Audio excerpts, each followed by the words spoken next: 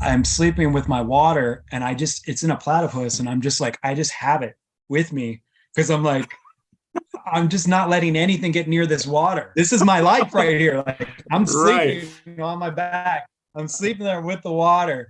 I fall asleep, I'm fast asleep. I hear something. I wake up and I hear something like back behind my head. I'm like, what in the heck? And Yeah. I'm like fumbling around for my headlamp, and I get my headlamp and I turn it on and I shine and I look back, and there's a fox back behind me. It has my platypus. He'd gotten it from you? He'd Uh, yeah. No. Well, I'm shocked because okay, here's the next part. Just hang in there with me, okay? Okay. I have like a hose with a nipple or like a bite valve on the end of it. Yeah. It's drinking out of the bite valve. No. Yeah. Yeah, it's got the bite valve in its mouth. You're 100% sure this happened, right? You're not I'm hallucinating. positive. I'm positive. Yeah. Hey everybody, welcome back to the Live Ultralight podcast powered by Outdoor Vitals, where we're focused on getting you outdoors more comfortably and more confidently.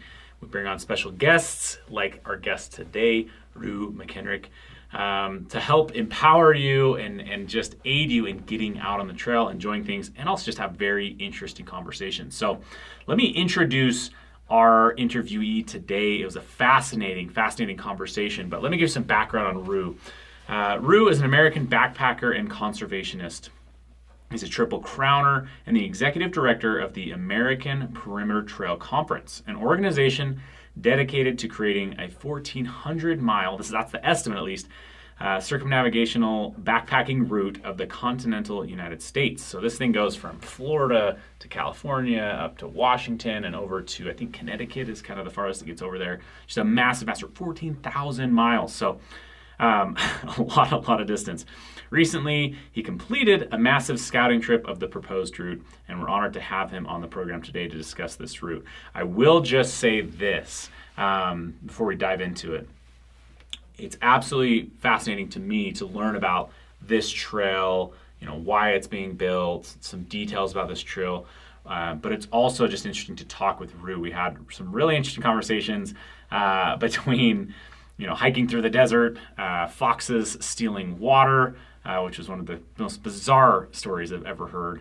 But also just talking about his journey, and I think it'll find it really powerful. I think he's very inspirational to you guys getting out on trail. So with that, we'll go ahead and cue this up and roll the interview with Rue McKenrick. Hey, Rue, I'm super excited to have you on the podcast here. And I just got to ask, I'm sitting here looking at this video of you on our Zoom call here, and you are in a pretty unique spot, it appears. And it sounds like it's a first of its kind. So maybe just talk me through where you're sitting right now. Yeah. So right now, I live in Bend, Oregon, but I'm actually in the lower, southern Michigan. And this is actually the first ever American Perimeter Trail shelter. It's called bin walking because it's actually a recovered storage bin for corn or for grain. It's like a grain and corn bin that I'm in right now. So it's round. You can see there's like a fireplace behind me. I've got some North Country garb. There's bunks over here. There's a sink back behind me. And there's Perimeter Trail. And you can see it's round. There's a fan and a light up there, and there's a little desk that I'm sitting at. There's a library. Yeah. So I gotta ask, because I don't know if all of our listeners have experienced things like this, and I actually haven't. In fact, when I was out hiking on the AT this summer, it was really my first experience with shelters. Sure. Because out here in the West, like, they're just not really a thing. And this is the next level of shelter, if I like looking at it from my perspective. So, like, how many people do you expect to stay in there? Is this like a common shelter, or are they more like those AT, just a roof and a one side open? Yeah. So I mean, here specifically, we had a backpacker stay here this weekend, and there's a foot of snow on the ground. So some of the idea, there's an outdoor shower. There's an outhouse here too. And some of the idea with this one is that though it was on the American Perimeter Trail, the North Country Trail just got moved this past week so that the shelter is on the North Country Trail. So the North Country Trail actually moved onto the American Perimeter Trail instead of vice versa. And so the idea here is that because the North Country Trail is so long, some of the hikers are having to hike some of this. They're flipping and they're coming through in the winter. There's one just south of here trying to finish, and there's one north of here finishing. And like I said, there's a foot of snow on the ground. So the idea is like when there's snow and you're on the North Country and you're trying to wrap up a hike, because it seems like people are starting to figure out like a flipping sequence to that this is a place where you could come and get warm and dried out for the night after, what could have been a week or 2 weeks or several weeks of snow and freezing cold temperatures. And so as we go forward, there's other people here that actually want to build one on the American Perimeter Trail on the Upper Peninsula of Michigan. And so it's going to be a case by case basis, but the American Perimeter Trail is like that. It really is informed by its locality and by its regions. There is not an overbranching standard. It's really the locals informing what happens in that area. So. Yeah. Well, I want to talk more about these shelters and whatnot, but I also feel like I might need to just want to back up here for just a second and talk a little bit more about this amazing trail that you're designing right now, right? The American Perimeter Trail. First off, when I read this, right, it said that it was an estimated 14,000 miles. Is that correct? Yeah, I mean, my guess is it's probably going to be longer than that. And I spoke, speaking with the North Country Trail this past week, they said you're never going to know how long it is because they don't even though the North Country Trail is mapped out, they don't know the exact mileage of it. So I'm guessing probably a little bit over 14 when it's all said and done. The intention is not to make it longer and longer or the longest ever. That's really not the concept behind it. It's really because you've already got that. That's already a given, right? Yeah, that's already a given. Yeah, that's right. That's kind of a given. It's kind of a given. So, but the idea was kind of to connect communities all around the United States, and the United States is a huge country. So hence it is. If it was a smaller country, we would have a smaller trail, but here we are. I think there's some absolute power in having a trail system like this. And again, from my perspective, I've kind of been an outsider, staying in Utah, Colorado, Wyoming, hiking these areas and really doing, and anywhere from 3 to 7 day trips for the most part. That's kind of where I spend so much of my time. But, this year going out and spending some time on the AT, going to trail days, it was really eye-opening to me to just see that and see how much that helps other people get out too, because I think personally I can be a bit of a recluse, whereas other people are very social hikers, and it's very empowering to have a system and to have people and to have, just more content and stuff around it. And what's interesting, I guess, as I look at this American Perimeter Trail is what it might become. And so to me, as you look at this piece, and you talked a little bit about connecting it, do you see people using this as like they go hike the whole perimeter trail, or do you see them kind of focusing more on sections and just having more, like universal trail system that's talked about, that's documented, that's ease of use is there, touching into more states for them to jump on? Because here in Utah, we don't have, a Utah trail per se that, we don't have like a through trail like that. So it's not like people in Utah can go hop on that trail without any thought, without any foreplanning, and just start hiking. It makes it a little bit more challenging in some ways. Right. Gosh, it's hard for me to say what's in people's minds and in their hearts. I received a message today from someone asking for the GPX files of the trail. And so just to address that, I'm in development with a geographer and a cartographer right now in developing that so you should be seeing it showing up on all your favorite hiking apps in 2023. Wow. But I want to say the American Perimeter Trail Conference is a 501c3 nonprofit, and our mission and vision does not talk about distance backpacking or through hiking of the American Perimeter Trail. And there can be some kind of confusion around that because folks look at me and think like that's what I was trying to create here. But it's actually really couldn't be further from the truth, because if people out there want to through hike this, my visor is off to them and I commend them for their efforts. However, we are more about connecting communities, much like the North Country Trail does. And like I said, it's very much regionally informed. So some areas will definitely be backcountry. Other areas are going to be more, like I said, like North Country, in some certain areas connecting small villages to each other. I want this to be the trail of the local people, where they go to picnic, or they just stop by the road and get a picture with their family by the sign, or they spend a weekend, or they spend a day. Again, if people want to distance hike, I give them all the credit in the world, but that's not why I'm creating this. It is a conservation corridor, and we are not a recreation or trail organization, just like the Appalachian Trail Conservancy isn't. They are a conservancy that is a conservation organization, and the way that they do that is by creating recreational opportunities for human beings so that they can have buy-in and so that they can protect these places that they care deeply about because they've had memories and they've recreated there. So, we're registered as a conservation organization. And so what that means is my main purpose is to create a conservation corridor for flora, fauna, and for people, connect these communities in between. And then we're putting a trail in it for recreation so that we have that kind of buy-in. And also, like, it adds value. It adds value to people's lives. It adds value to that land.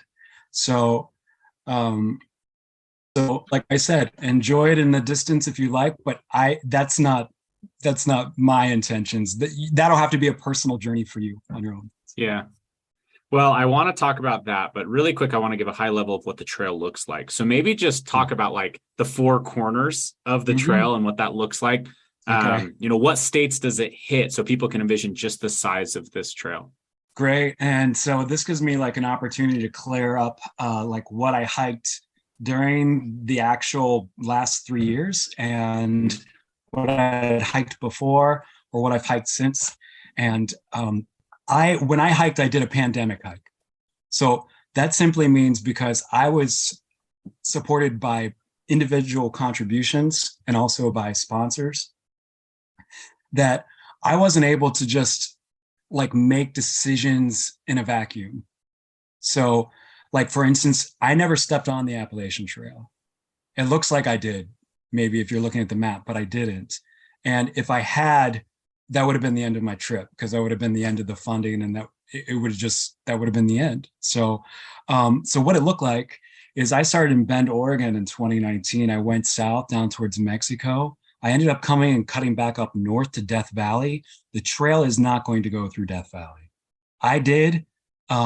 This hike informed like my decisions going forward.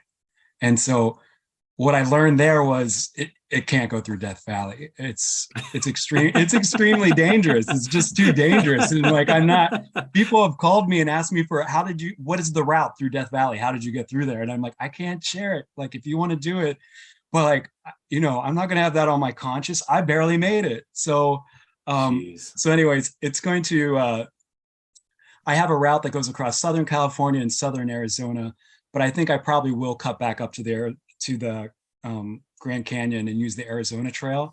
Then it basically follows the border across the country. It goes down into Florida.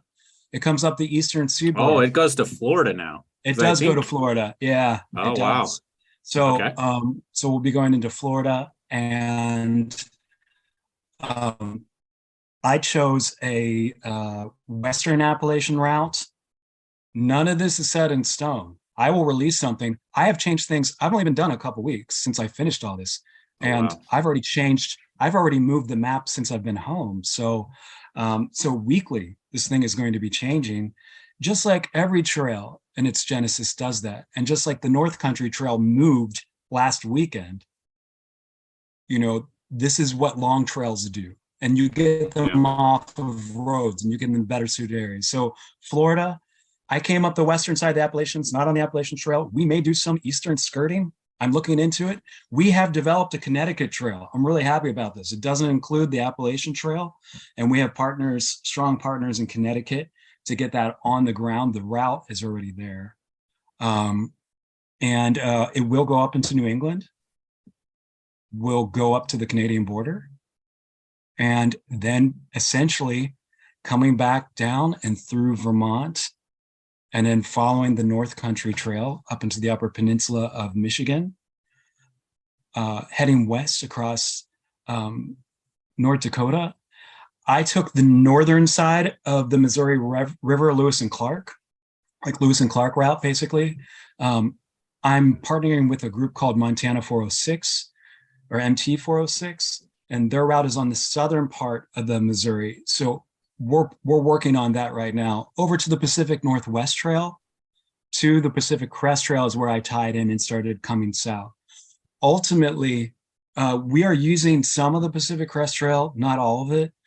Ultimately, because we are a conservation organization, we will be moving off of the Pacific Crest Trail. And we have like agreements, like for instance, with the Continental Divide Trail Alliance, we have an agreement with them that, because we crossed that twice, once in Montana and once in New Mexico, we have an agreement to share their footbed, but we don't share their designation. So when we share their footbed, we don't become a national scenic trail. So we don't share the designation, but we do share that. And so ultimately, the trail is going to come off of the Pacific Crest Trail, because our goal is not to make trails busier that are already busy, or already preserve or conserve things that are into the public sector or have a governing body over it. Our idea is to do something new here and to bring in more recreation, something that's going to be there for generations. Yeah, I think this leads perfectly into a question that I had for you as I was doing a little bit of digging just on you and some of the things that you say. You've said in the past, like conservation through recreation. Mm-hmm. I think I've got a grasp on that personally, but I bet a lot of people don't, right? Because you identify as a professional backpacker and a conservationist. And when people are like, well, how is a conservationist doing any good if he's getting more people into nature, right? So I want you to walk people through that so that they can understand what that means. That's a wonderful question. And let me start off by delineating between the difference between environmentalism and conservationism. So, and we'll just do it like from the person perspective, like a conservationist or an environmentalist. So an environmentalist is going to be more of a purist perspective. So this would be something maybe you would find like the concept of wilderness that you find with the Forest Service, where it's a roadless wilderness. And even maybe, to the extent of trailless, zero access, no access. So an environmentalist is going to say, leave everything alone, don't touch it. A conservationist believes that you use or conserve natural resources, but you do it in a sustainable and responsible way. And so we're not environmentalists in the sense that we're saying, do not touch this, do not give access, do not build trails. We're conservationists in the sense that we see the value, the human value in it as well, and feel like recreation is something that is a low footprint. I'll use the word footprint, is like a low profile on this land. And also, like I said, adds value to people's lives. So that is the different perspective. And that's what divides conservationists from an environmentalist. So, and I've been both. So there's, Oh, that's interesting. Why would you switch? Oh, just, life experience, capacities. What is the reality in which we live? Right. What are those realities? How do we work within the construct? Now, I love to bust out of that. obviously, like, I'm not a conformist. So when I went to go hike the American Perimeter Trail, I mean, everyone was around me was saying, like, this is a horrible idea. It's a bad idea. We don't think you should do this. You're not going to come back. And obviously, like, I'm not a person that goes by the status quo. Like, I'm going to make my own way. But with that being said, I have a real desire for the backpacking and a real heart for that. So I want to be a part of that. And I want to be part of the trail community. And I also want to be part of the conservation community. And I think these two things are in perfect alignment, and they are very complementary. And so I was just lucky enough that I happened to have these two things that were not opposing in my life, because there are things in my life that are opposing and contrary. These were two things that seemed to align very nicely together. Yeah, I think I resonate with that a lot too. Just, I grew up with like a sportsman's background, right? Here in Utah. And so like it gets talked about a lot, like the wildlife levels, right? And how many tags or different things should be put out there. And the fact of the matter is, and the people have to wrap their head around, is by humans existing, we consume and we have a negative impact on the environment, right? So the idea of like environmentalism, to me, it's tough, because by us existing, period, we're negatively impacting the environment. And so obviously, like, reducing our impact on the environment is massive, but by organizing and looking at it through a conservationist lens, I think that we get so much farther, and we're managing the situation that we can't undo. Like, we exist, right? Like we didn't really get a choice in that to begin with, right? So we're here now, and like, how do we manage that? Because just the fact of the matter is, we're wrecking the environment every day as a species, and we can try to reduce that. But at the same time, we also live in a place where voting is everything, right? And so by getting more people outside, we also help people vote in a way that will preserve the environment, and that will, make us think twice about what we're voting for to help that, right? So yeah, people think they vote with their minds, but you'd be surprised how many of us vote with our hearts. You vote with your dollars. That's what I say. You vote with your dollars. And we vote with our dollars. And I really appreciate you bringing up the aspect of sportsmanship there, because, this model is not something that I came up with. What happens when you want to preserve fishery? Who are the people who end up doing that? I've served on boards that have protected watersheds, but that's usually the fishermen. And like, who are going to protect the game and manage that, and the wild areas in which they can go hunting? That's hunters. So our corridor is going to be used by all of that. There's going to be hunters and fishermen and sportsmen, and there's going to be backpackers, because that too. And are you creating new trail then? Or like, I like your idea of like keeping, like, you not sharing footprints. I think that's very wise in a lot of ways, but are you going to have to create trail, or are you able to use a lot of existing trail? So, I mean, initially we're going to use as much existing trail as possible.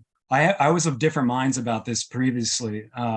And in the past year, I've really come to a point where, I can either like really work on this for decades and like not give it over to the public, which are the people who are going to build it, not me.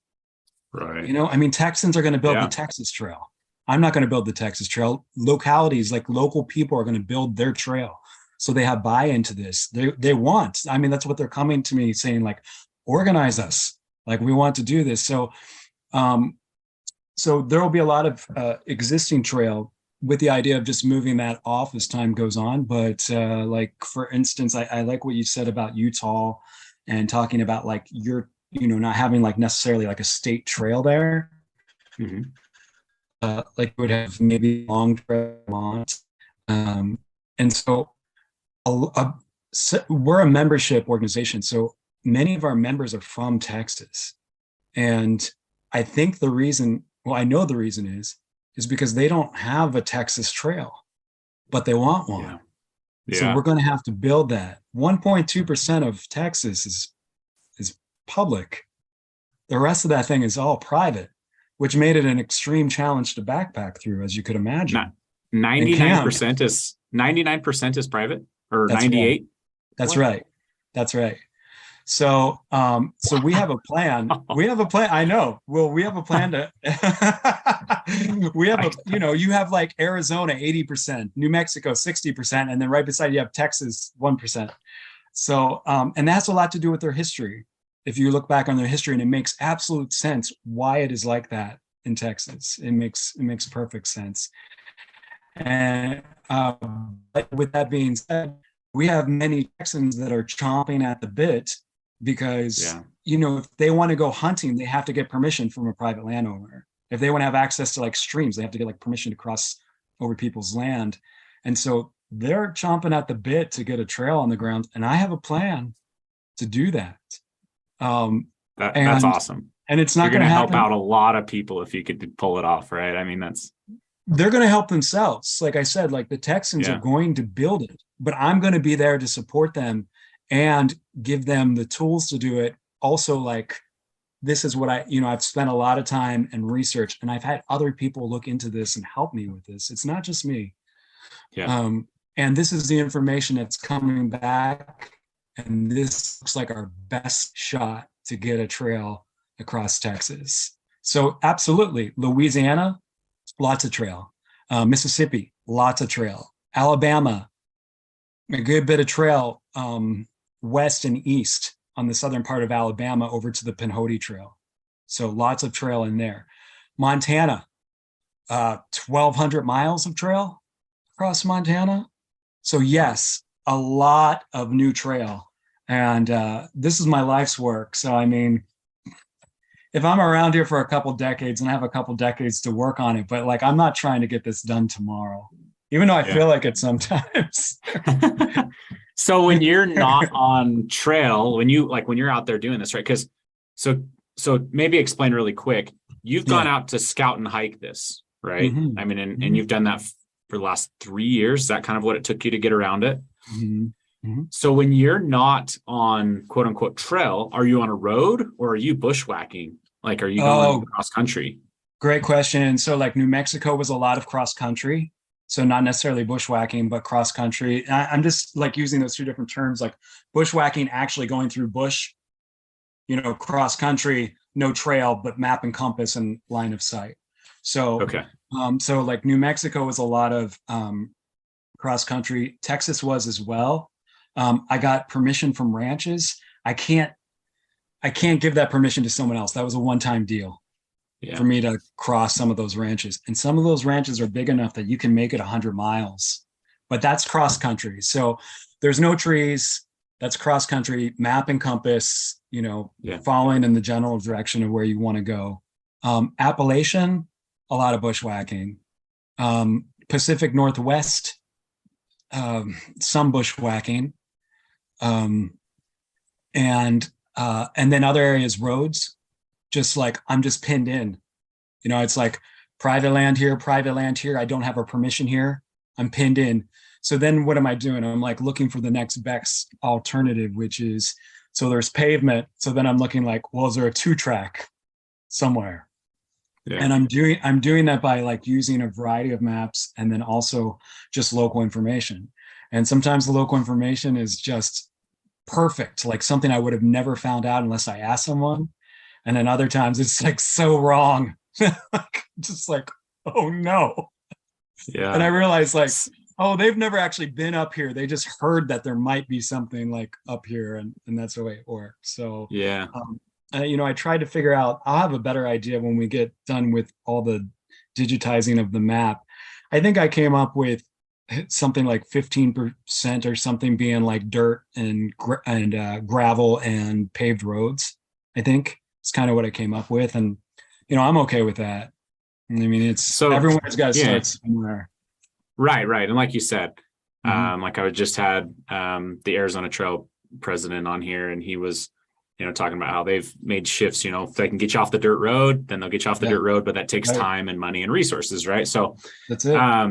But I do want to ask maybe a hard question is how do you publish this when there's not established trail in some of this, or do you not publish those sections of trail until you have a designated Mhm. trail, right? Mhm. Because to me, I'm thinking, you're going to have 100 people just go try it next year, just out of the blue. You know what I mean? You're going to have some Yeah. number of Yeah. people that just, as soon as this I is hope. public information, they'll go, Yeah. right? I hope so. Yeah.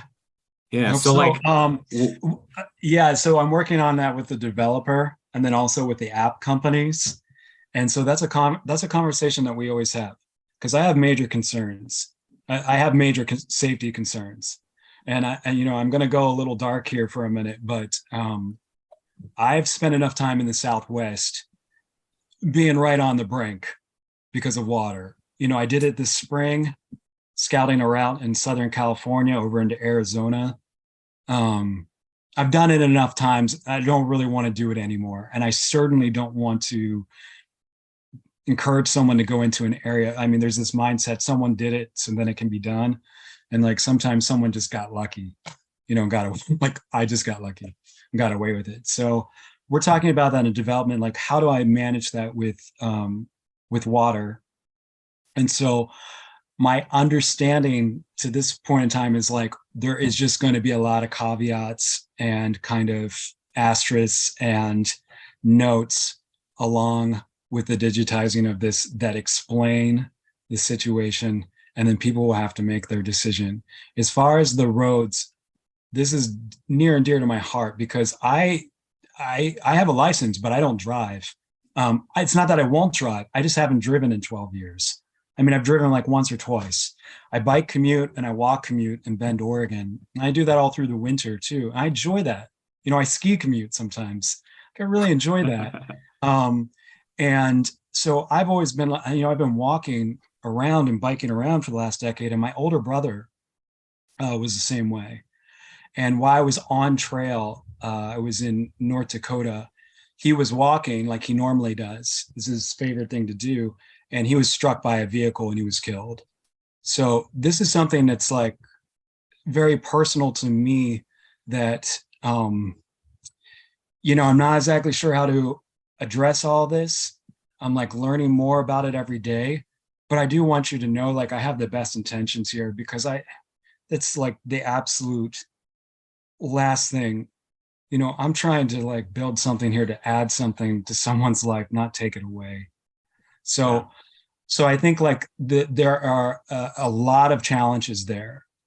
The other trail organizations that have digitized their maps, this would be like maybe southern part of, parts of Ohio on the North Country Trail, or like the Buckeye Trail in Ohio, which they're on far out. I mean, North Country Trail isn't. The Buckeye is on far out. Um, they have areas where they've painted blazes on the telephone poles and like the paved road. And then, I found like in Ohio, some of those are kind of pretty dangerous roads, like no shoulder, not a real good escape, kind of winding and twisting around places. So, if nothing else, someone listens to this and maybe like thinks a little bit when they're just out there on the road, like heed the warning, because it's a serious thing that happens. It happens every single year. Hikers and backpackers get hit on roads. So there's a technical challenge there. And Tayson, we're going to be seeing this in real time. yeah. Like we're going to get to see this year, these technical challenges and what kind of creative like solutions that we come up in order to Yeah. address, so we can inform people so they know what they're getting into. Well, yeah, and I just want to say too, I'm sorry to hear about your brother, and that's incredibly tough situation to deal with, right? But I really value what you're saying with some of this other things, and I want to explain why. Because it's easy for let's just say it's me for a minute. Let's say I just wanted to be a bully and be like, well, you can't just send people out from point A to point B without a trail. Think of all the environment they're going to walk over, or this, that, and the other, right? But in reality, it's going to be very few people, and every year it's going to get better to the point where it's very established. It is a trail. It's organized. It's you know what I mean. You're not having a negative effect. But what I've seen in my life is it's people that take action that actually create something, right? So if you, just like you mentioned, if you sit back and plan this for 10 years and then try to launch it, it may never come to fruition versus right. getting it out the door and moving it. like I can guarantee by publicizing this and making it a thing, you will get the traction needed to take the next step and to get the funding for the next step and to get these other aspects going. And, I think that's maybe dear to me too, because starting the company that I started, I didn't start like having done, like worked at another company, having started another company, having relationships in this industry, any of that. And so we started very lean, very controlled. And I look back at our product in the beginning and I'm kind of embarrassed now, right? Like it really is like, just to say it blanketly, but without building that product and the people we sold those product to, they got a screaming deal. They probably got a tremendous value, but it's not the product we sell today, right? So as I look back, it's like if I had done nothing would exist now. We could do no good of it. We couldn't, donate to charities. We couldn't create the product we create. We couldn't give the jobs we create. But by doing something, even though looking back now in hindsight's always 2020, you're like, oh man, what were we thinking? What were we doing?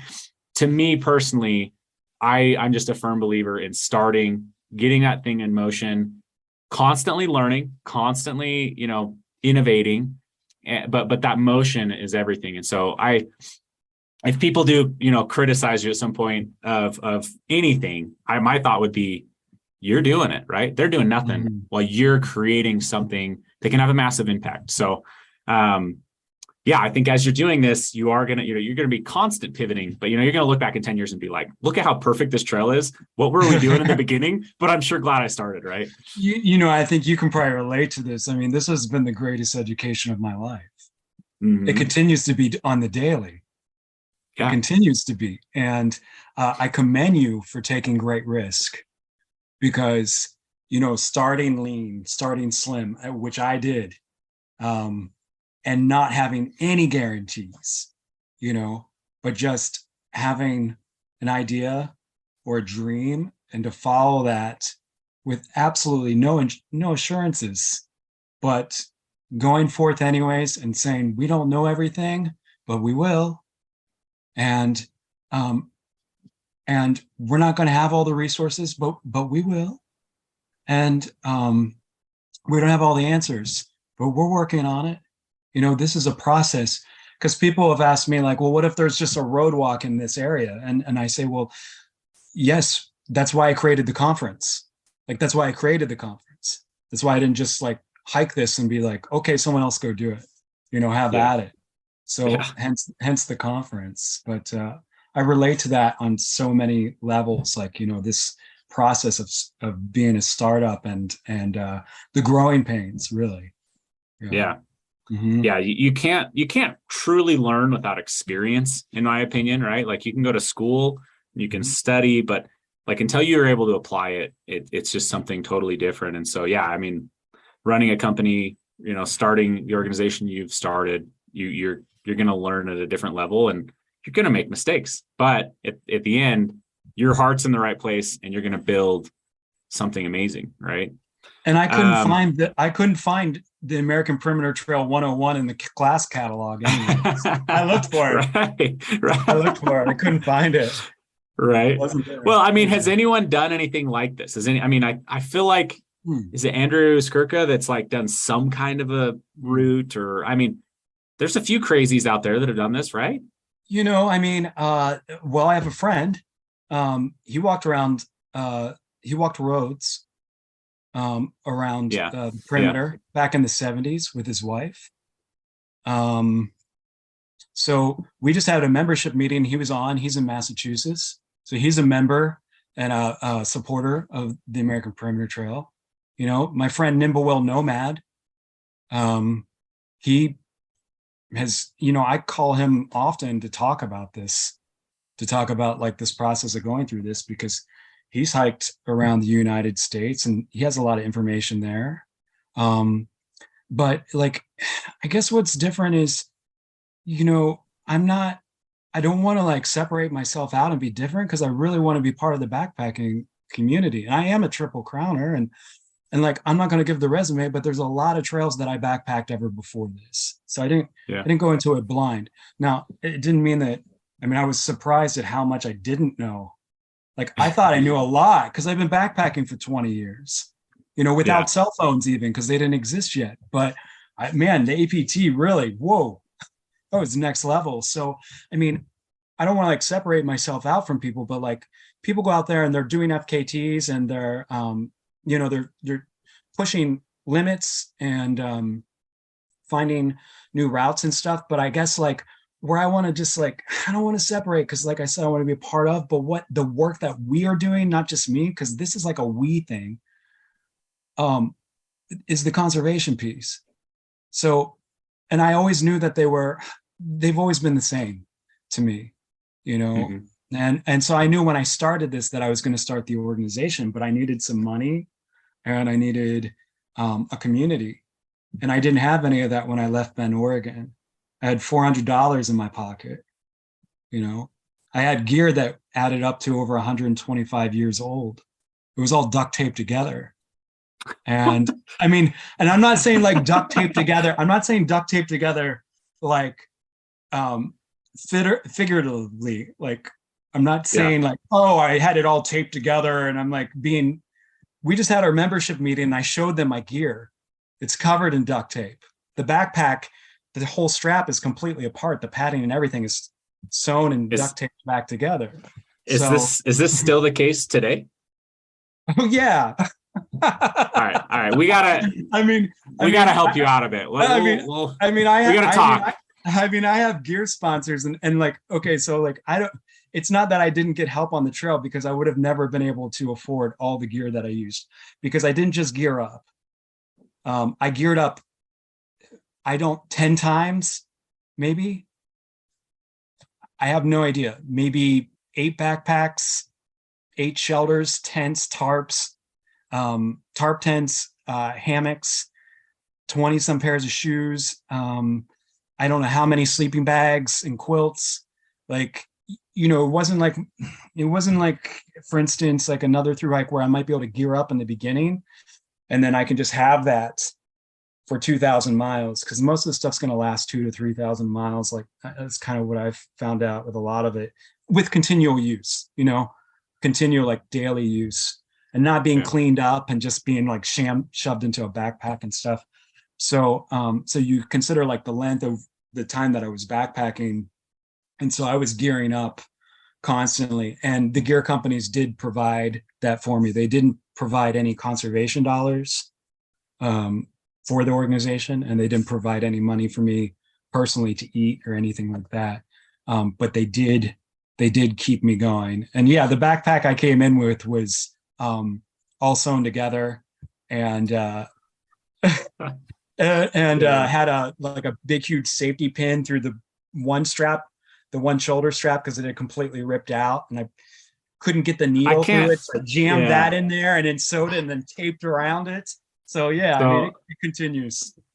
So people that are listening to this, they know that like our product designer, we talk about it all the time. He's very meticulous, like the way he cleans things, the way he packs his bag. Yeah. A lot of times he'll like leave, like we'll all take our gear off and sit down and he'll just stand there with his backpack because he doesn't want to get it like set it in the dirt or something, right? Yeah. But I'm trying to decide as I listen to you whether you're really hard on gear or if that's just gonna happen with 3,000 miles of use.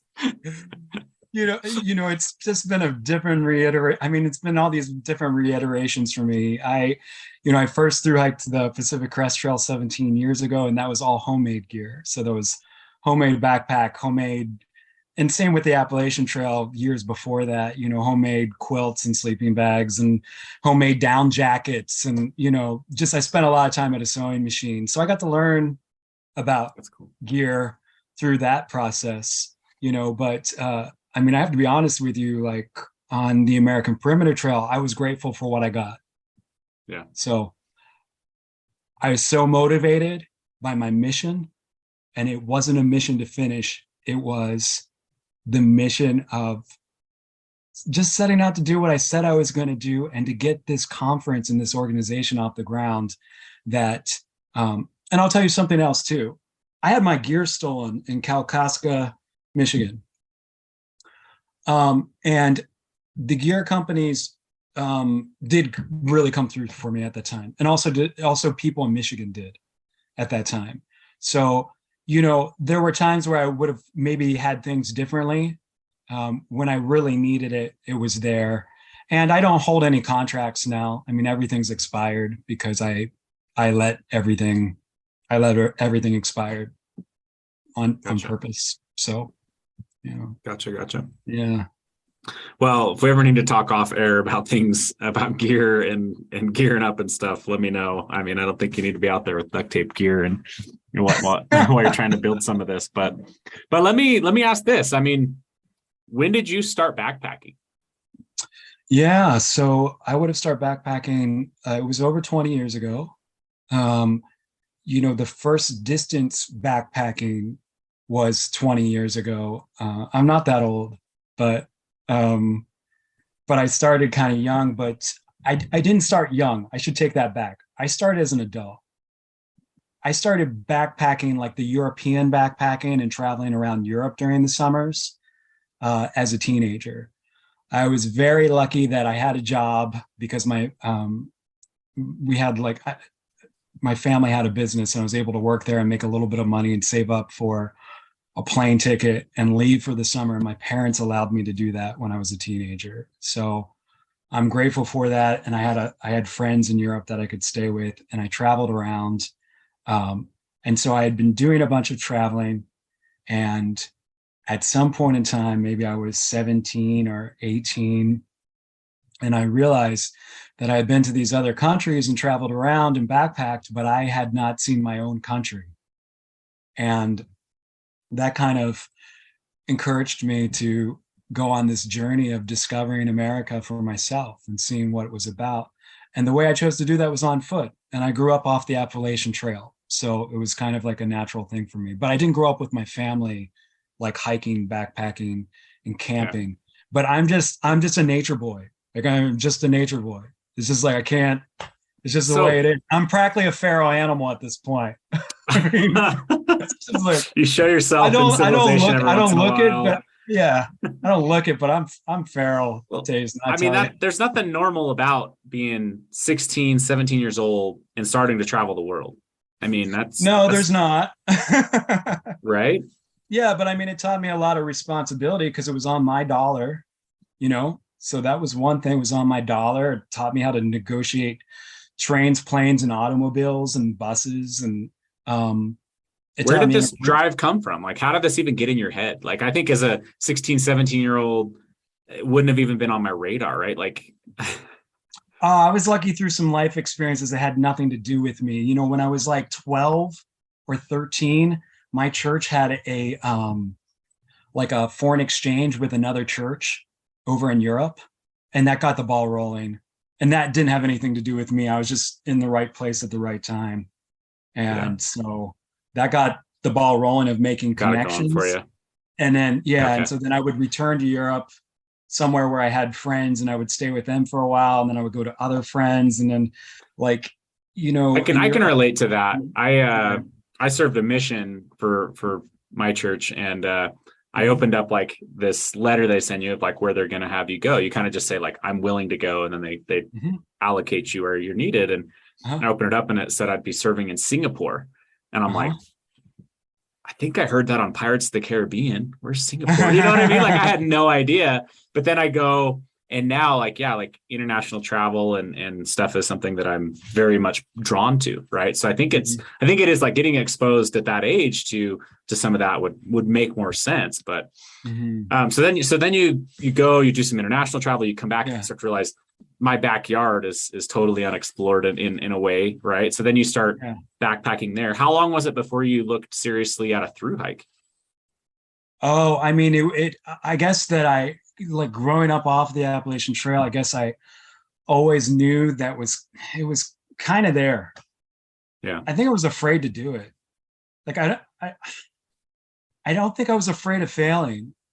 I don't think I was afraid of something happening to me. I know I wasn't, not because I'm like arrogant or cavalier, but just, I don't know, I was young and I wasn't worried about that. I was like more worried about like what people would think of me, honestly. Yeah. Like that they would think that I was stupid for trying, or that I was being irresponsible with my life and that I should like grow up and do something, or, just like all this conditioning that comes into your life from your community and society and things like that. So stepping out of society for a long time, the first time, I think was a bit challenging, but when it actually came down to it, to hike the Appalachian Trail, I lived in Georgia at the time. So I lived like near the southern terminus of the Appalachian Trail. And like when I made the decision, I don't even remember when. One day I was like, I'm going, and I just resigned from my job and went. So Yeah. And I had money, not a lot of money.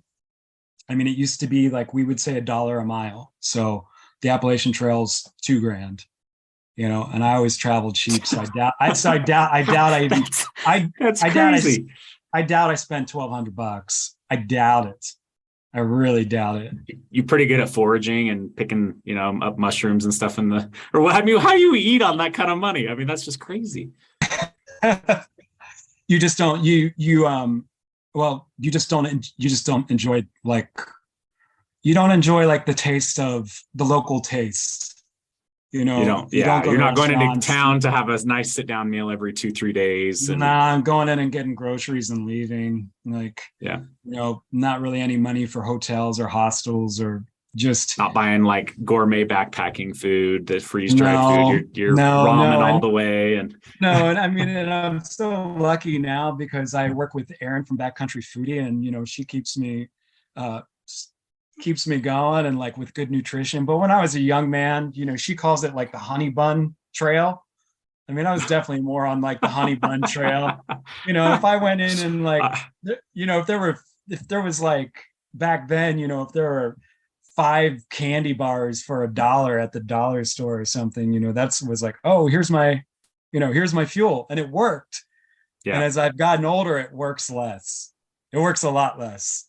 Like the sugar train just doesn't work as well anymore. Yeah. Mm-hmm. I think, I'm sure the age is a factor. Like I look at that and it's just like, the older I get, the longer it takes to recover and some of those things. Yeah. But I think also I'm privileged. Like I'm so lucky because we sell backpacking food. So we just have an infinite supply here in the warehouse. And so anytime we're going out, like we're eating very well. But I interviewed a gentleman by the name of Joshua Perry recently, and he set the FKT on the PCT for self-supported, and he's eating 6,000 calories of candy a day. Yeah.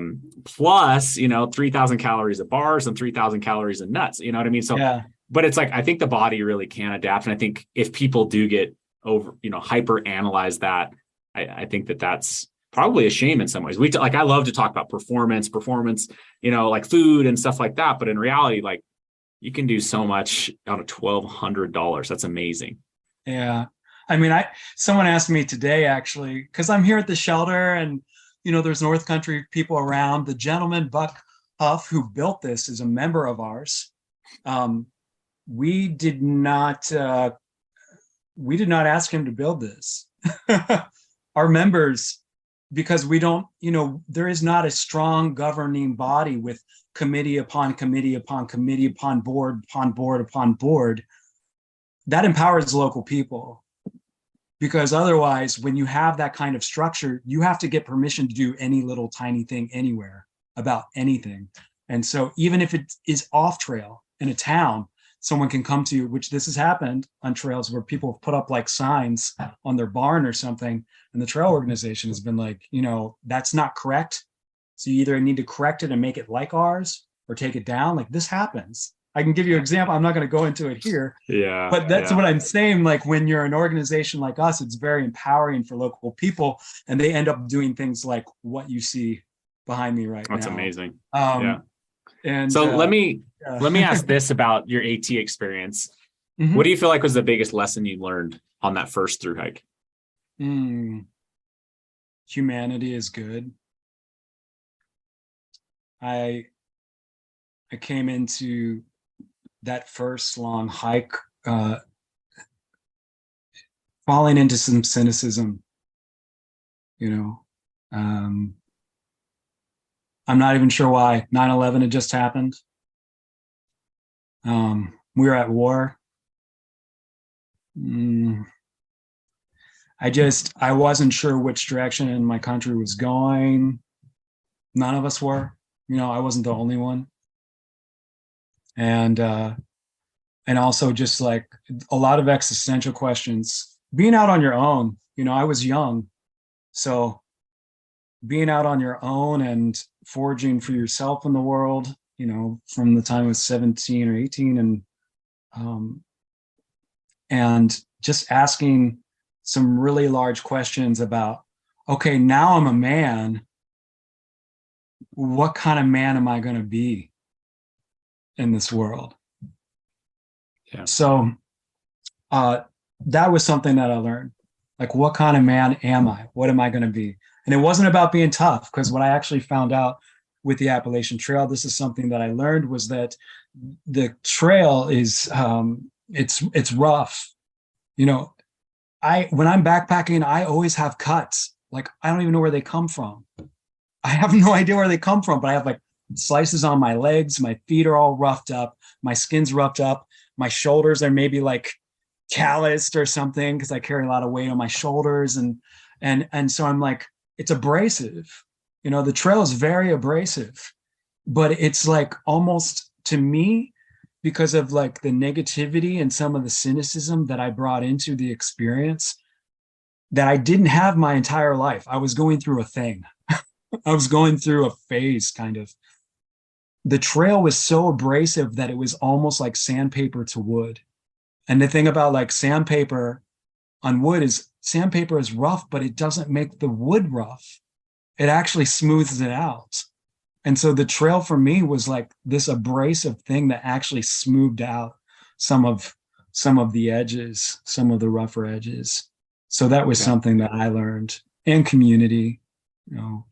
Yeah. We met a young gentleman by the name of Turtle out there. And, he just finished college very young. He was genius of a, with his education side, he was very, very smart and got through college really quickly. And I think he was like 20 years old with a bachelor's degree and went out there on trail. And it was, as we're talking with him, it's like, man, that is just such a good rite of passage type of experience. You know what I mean? To go do this trail, get perspective on life, get perspective on people. And, I think it could have a lifelong impact on the trajectory of your life. Right. So you hike the AT, and then what? Do you immediately just start serial through hiking, or do you go back into normal society for years? No, I guess it's more of the serial backpacking. I was focused on this American idea at this point. So like, I'm not buying tickets.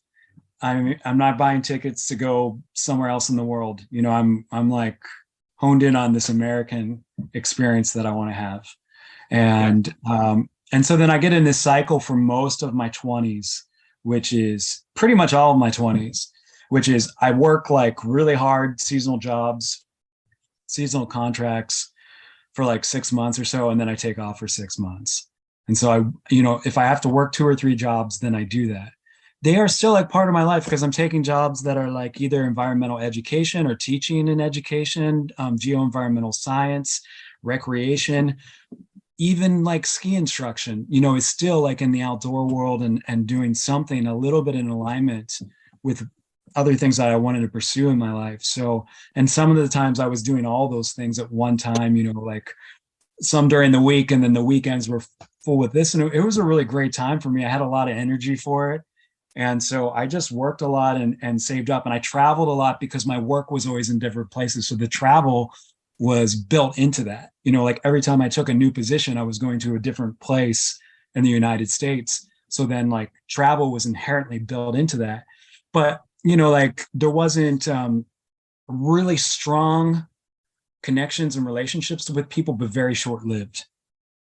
And, no cell phones or like social media and stuff. So like, unless you're going to be writing people letters, like a lot of the time it was kind of the end of the season, or you meet people on trail, and when it's over, it's kind of like, okay, maybe see you around, maybe not.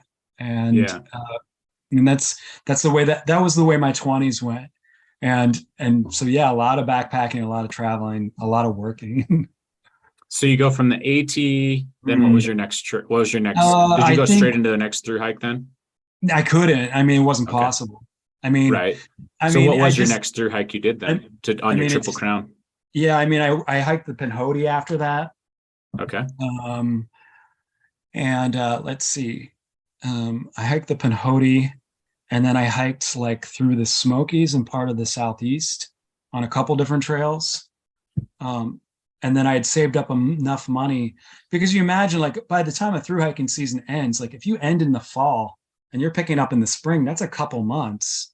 And Yeah. if you have expenses, and I mean, you're paying for your lodging and your car and like all of that, it's not, I mean, a couple months, I didn't find it to be adequate time to go on a long hike. I could go on a short hike that year. Okay. On those seasons, I could go on a shorter hike, like Pinhoti or something like that.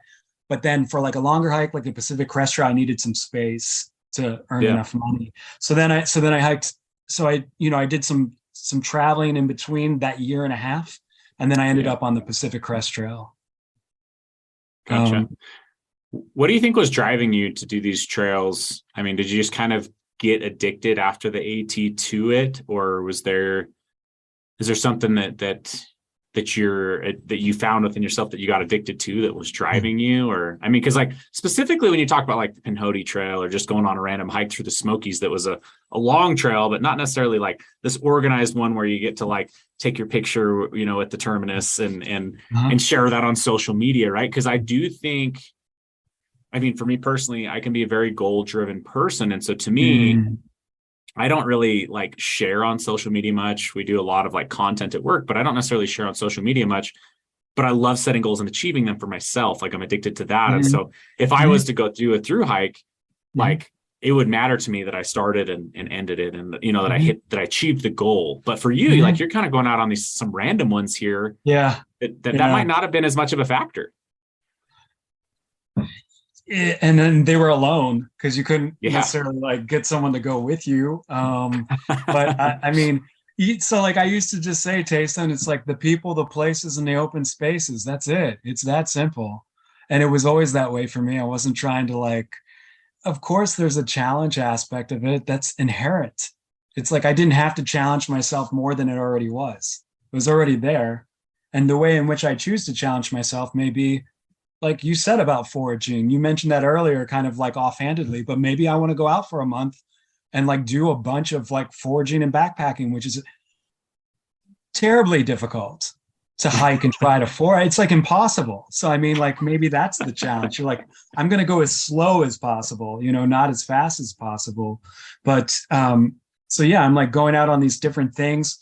The Pacific Crest Trail, honestly, like I had a partner during that trail.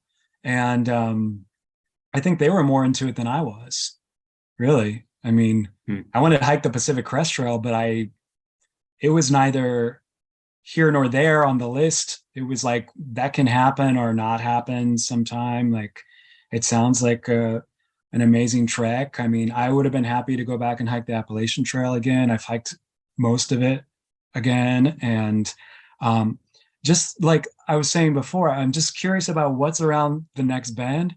And I'm a nature boy, so I feel good out there. I feel good. I feel freedom. Freedom. I felt free out there. It was one of the only places that I felt free. And since a lot of the trips were without people, then it was really free because there wasn't the socialization piece or like having to keep up with the Joneses or like, I don't know, explain yourself or be part of a crowd or a crew. It's just free to take your shirt off and free. Freedom. Yeah. It sounds like that's like just incredibly important to you is to escape maybe social pressures that you feel or you have growing up or whatever that might be, right? I still have. And so, yeah. I think everyone does to an extent, but it affects everyone differently, right? To the extent that it digs into them, right? I mean, sure. I think it dug into me. I grew up in certain ways, right? So I grew up like on the overweight side of things, right? And so that always was like this big dig at me, and and that stuff just gets so ingrained in us at a young age that it takes a lot. It takes a lot. Sometimes it takes a 2,000-mile hike to go process or to write your new narrative, right? So as you go and do all these hikes in your 20s, and did you finish your Triple Crown in your 20s then? Yeah, I finished it when I was I think I was 27 when I finished. And so like I said, there was usually years off because I had to save money with other hikes in between. So, right. So as you finished that up, what do you feel like was just your biggest takeaway from your 20s? Like, was there something like when you finished that like when you finished your Triple Crown, was that, did you get like a sense of like accomplishment, or did you get like a sense of like, well, what's next? Or like, did you just feel like, I don't know, was there anything to pull from that? There absolutely was. It was called the American Perimeter Trail. Yeah. I knew finishing the Triple Crown that I wasn't going to be interested in distance backpacking kind of in that way anymore. I had enough experience. I knew enough about who I was.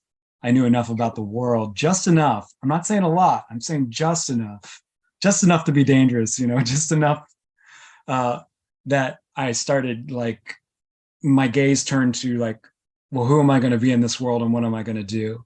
What's my purpose here? What am I doing on this planet? And the backpacking wasn't cutting it anymore. Yeah. It was adventure and I loved adventure, but I wanted to be a part of something, and I wanted to build like a legacy, right? Like hiking is amazing, but you're not necessarily leaving a legacy, right? I don't really care about the legacy because I mean, it's like, I know I'm going to die and I don't know that it. I think legacy, not in terms of like people looking at you, looking at your legacy, but like your impact. Like, are you leaving this better? Like, you know what I mean? Like like, what do you want to leave? Your purpose, going back to that, I guess. Yeah. Thank you. Okay. Thank you for clarifying. Yeah. I mean, absolutely. I mean, I tell people, I just want to do something good in this world before I croak. Honestly, it's very, it's that simple, and it could have been anything. It still could be anything. I don't know what happens, in my future here and what impact like I may be able to have on this world before I croak. But like, I'm pretty dedicated to being someone who leaves here feeling like I brought something to the conversation and I brought something to the table, and that I wasn't just trying to just like take from other people, but I was trying to like share my gifts and my talents, which hasn't always been easy for me to do. And it still isn't at times, but there is an amount of pain that comes with not sharing your talents and your gifts. And if you're out there and you're holding back, I mean, I'm just going to tell you, just if you have talents and gifts, we're all waiting for you. Like, we need you so much. Like, don't hold back from us. You're not just holding yourself back, you're holding all of us back too. And so share with us, because we need you here. Like, we need that. So as far as like the legacy and the purpose, absolutely. And so I'm a person who is very lucky that I don't have a guidebook or a roadmap necessarily to exactly what my purpose is in life and how that plays out. But I have a really good start and an idea. And that brings me a lot of fulfillment. And I just hope that it does to other people as much as it has to me. Yeah. Mm-hmm. Well, I appreciate you sharing that. And I hope that those of you that are listening to this, are able to pull something, actionable out of that. I think that's the key word here. Mm-hmm. I don't want to take all of your time, but I still have so much I'd love to cover. So I'm gonna try to concise this into just a few things. I want to ask you, on this scouting trip of the APT, you touched on this, you bounced around this just a little bit. And I think depending on where you live in the country, you might not think about things like water as a big deal or some of these things, but maybe walk us through just one story as you were going out on the scouting trip and setting up, something that comes to mind for you that's like just was a real learning experience, or just a real intense experience that maybe just happened on this trail. I know for me personally, like I understand the water thing. I think that can be fascinating, and people can severely misjudge that in the deserts and not realize, like, for instance, when we build like our shadow light backpack, we build it with really load carry in mind, because where we live, it's not uncommon to have to carry 4 or 6 liters of water. Whereas some of these other pack makers, it just feels like they can't, like they're not thinking about carrying that much weight. They're thinking 10-pound base weight, 1 liter of water. I couldn't agree more. Agree more. Yeah. Anyway, so water to me, like I imagine that's got to be some of the scariest times you could have out there. Well, to me, that's been probably the most scared I've been on trail, is running out of water and not knowing when the next water is, and just realizing like how dependent, how important life is to our water is to life. Absolutely. I mean, I can talk about that. And specifically, like, I mean, I had other experiences over the years.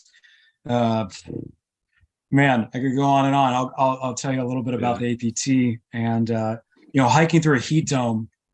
It's an event that happens every 10,000 years, and with hundreds of fires around you, it wasn't uncommon to carry over 3 gallons of water at a time. Gallons. And I would be through that by 2:00 in the afternoon. So it's like 10 liters, if I'm not mistaken, roughly.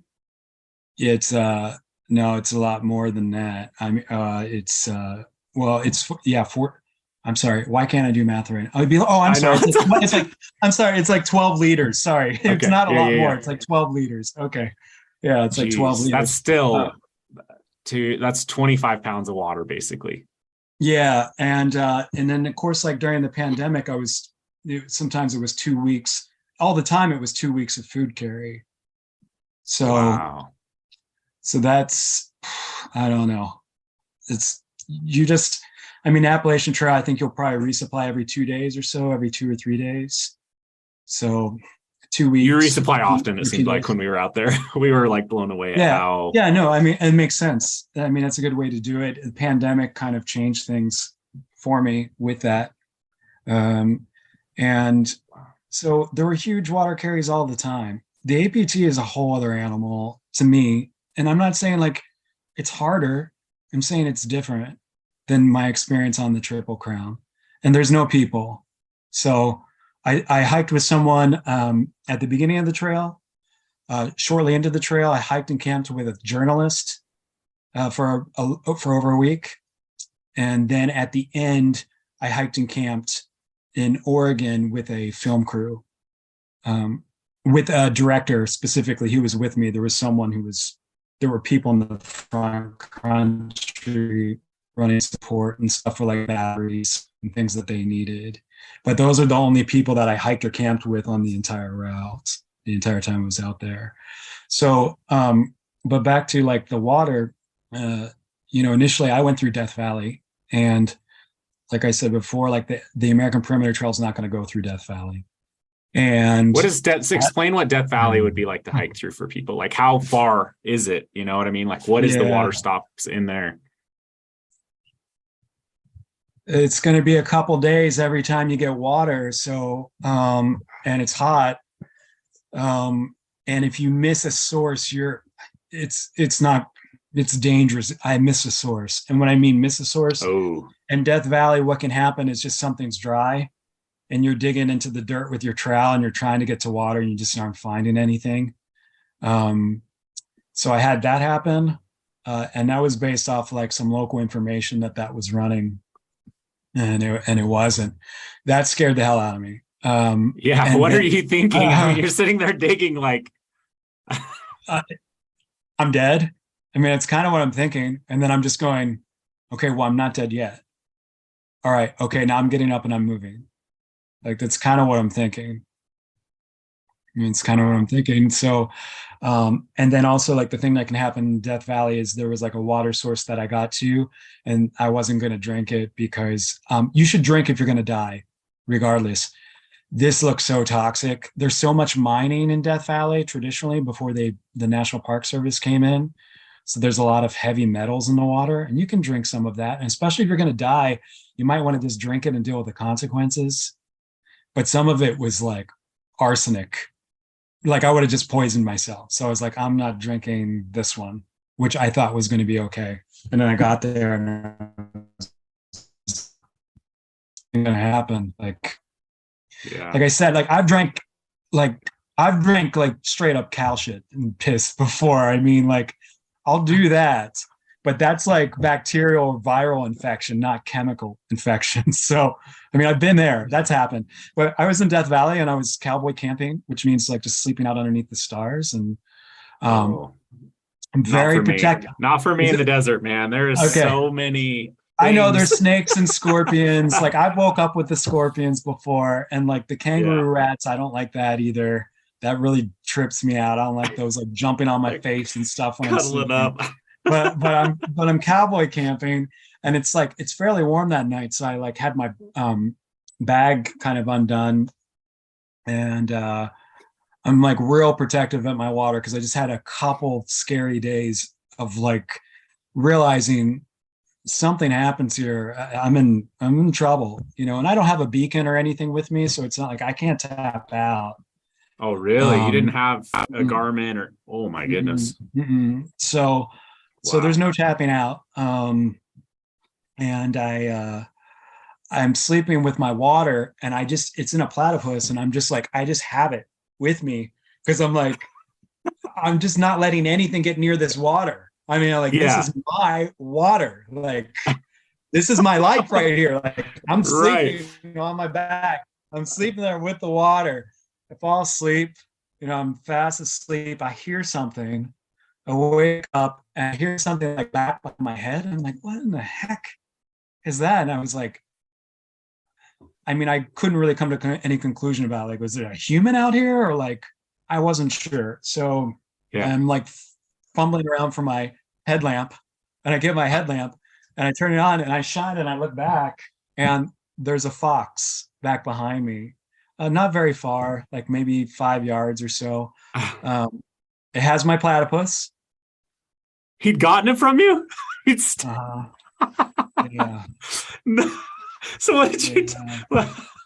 This is how platypus became a sponsor of mine from this. Did you didn't get it back? So I'm like looking. Well, I'm shocked because here's the next part. Just hang in there with me, okay? Okay. I have like a hose with a nipple or like a bite valve on the end of it. Yeah. It's drinking out of the bite valve. No. Yeah. Yeah, it's got the bite valve in its mouth. You're 100% sure this happened, right? You're not hallucinating. I'm positive. Yeah. So you shared a little and took it back, or? So no. So I'm like, hey, you know, hey, you know, whatever I yelled at it, I called it something, you know, whatever expletives came out of my mouth. Hey! And I'm trying to get out of my bag, but I have like an old bag, right? Everything's all duct taped together. There's duct tape the whole way down the bag. The the zipper doesn't work. So I like cannot get out of my damn bag. I'm like trying to get out of my bag with the zipper. I'm stuck in there. And I get out and I'm yelling at this thing and I'm just throwing sand. I'm sleeping in the sand. So I'm just throwing handfuls of sand at it. Right. And it runs off with the platypus. It takes off with it. Oh, I get out my bag and go run. Hey, it dropped it. It did drop the platypus. And what was strange was like around the bite valve on the edge, it looked like a squirrel. I can show you pictures sometime, but it looked like a squirrel had chewed it, like just nibbled around the side, but it chewed all of the bite valve off around the edges, like kind of precisely. It was weird, but it was leaking then.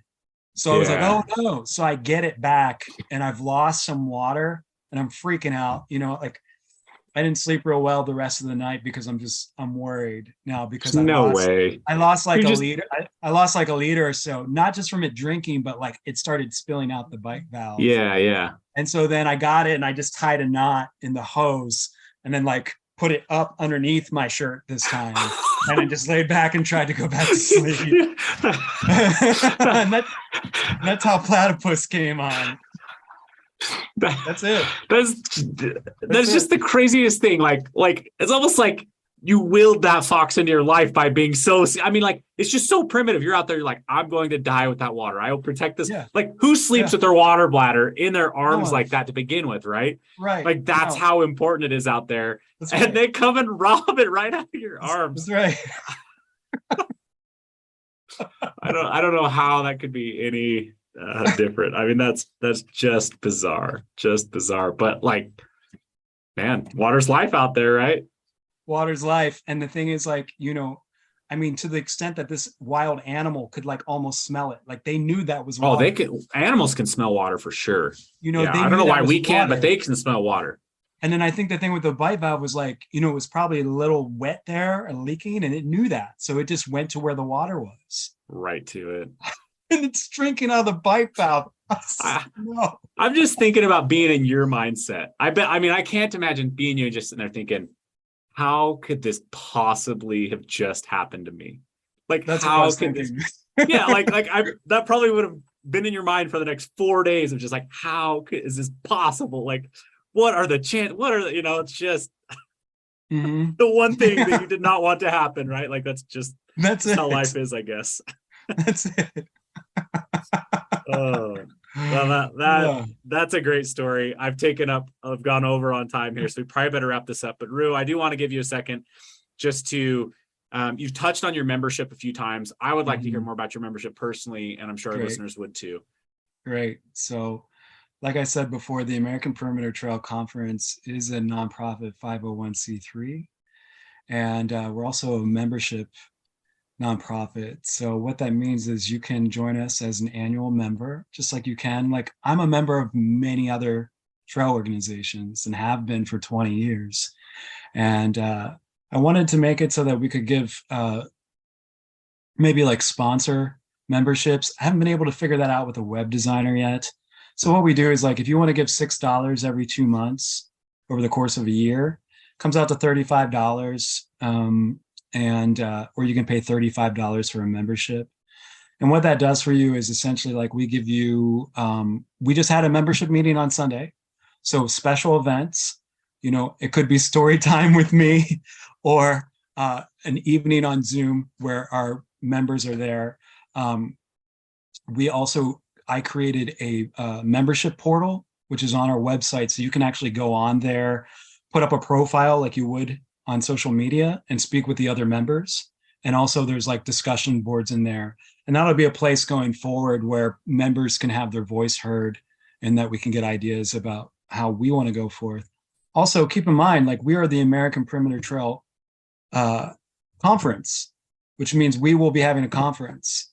So there will be incentives for our members to attend that, and even maybe some initiatives to vote on. And just know that your money is going to be going to creating this 14,000 mile conservation corridor.